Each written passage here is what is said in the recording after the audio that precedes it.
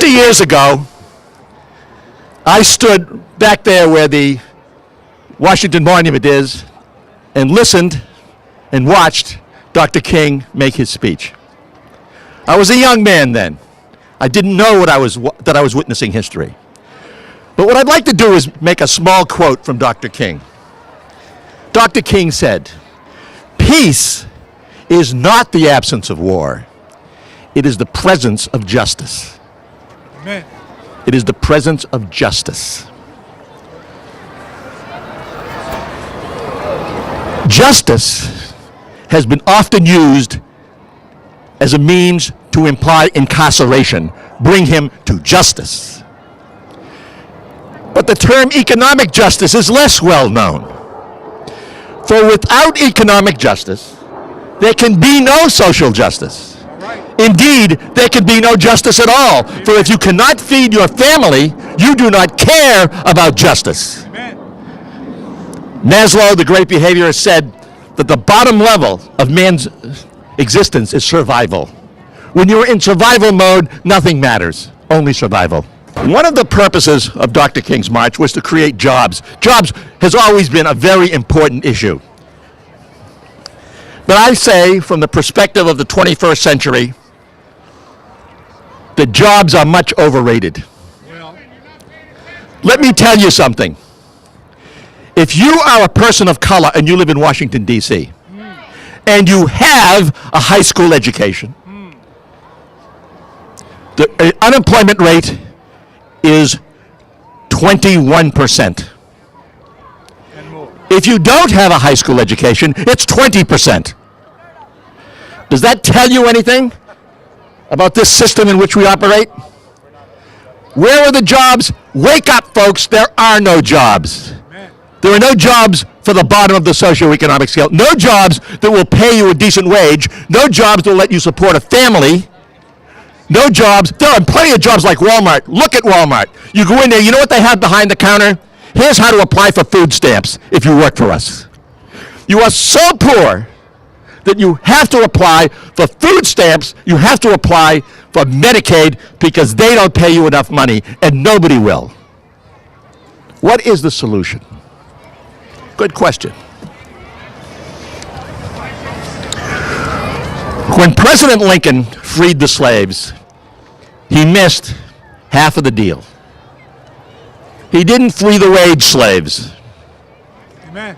Mortimer Adler, arguably one of the great brains of the 20th century, in a book on freedom said the following: a man or woman, a person, who is dependent for their sustenance on the goodwill of another person cannot be a good citizen. I'm going to use a word with a little bit of an edge here right now. Because when you work for somebody, you are the B and it ends with an H. Well, When you work for somebody, they own you.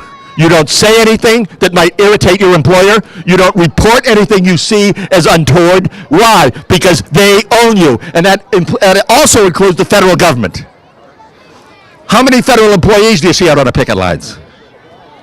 Not many. Why? Because they take pictures.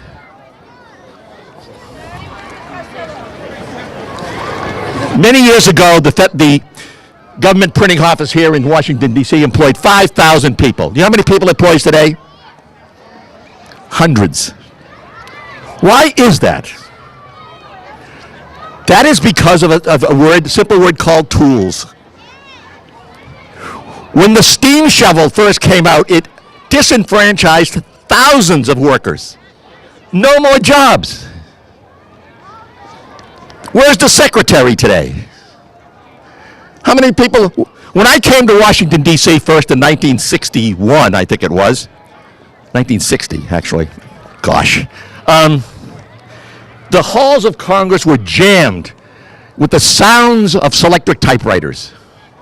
And I remember when Kennedy was shot the day they called us into work, and I walked in and I heard the silence, the awful silence of no typewriters working. Where are the typewriters today? Where are those secretaries today? Where are those jobs today? They're gone and they're not coming back. They're not coming back. What has happened to middle management? Middle management, all of those wonderful middle management jobs, you know where they are? They're gone. The boss writes his own letters.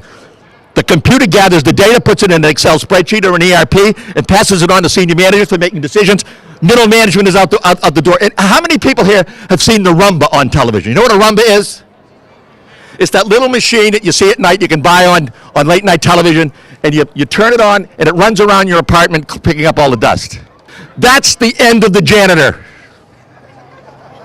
It won't be long. What will happen then? What will happen when the tools take the place of the labor? Well, What will you do for jobs? And say, oh, that's never going to happen. Cut me a break. There's 100 professions that no longer exist because of tools. And tools are great. The wealthy, the people who have property, love tools. You know why? Because they can buy them and pay them off, and then they don't have to pay them anymore, and they get to write them off their income taxes. You, as a laborer, never get written off the income tax. What's necessary is to own a piece of the action. One final thing. President Obama made a statement that the Wall Street Journal jumped all over during the campaign. He said that private industry did not earn the money that they have. And those aren't the words he said, but that was how it was interpreted. Guess what? Bill Gates did not invent the computer. well, Bill Gates did not invent the transistor. well. Bill Gates and all of these software people did not write their own software. You know who wrote it? Under a contract from the federal government, the Department of Defense, paid for by our defense dollars. Most of these inventions were made, and now people who came in opportunistically, smart people, I'm not denying them that. They earn the money, they're not denying that, but where is our dividend?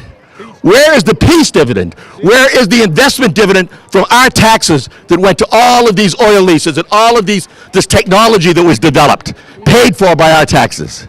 The argument for the Capital Homestead Act is the first rational, holistic, comprehensive solution to the problem that's going to come up and hit us on the head. Forget about the environment. We're going to be in much greater problems because when there are no jobs, there's nothing left. As Janis Joplin said in Bobby McGee, when you got nothing to lose.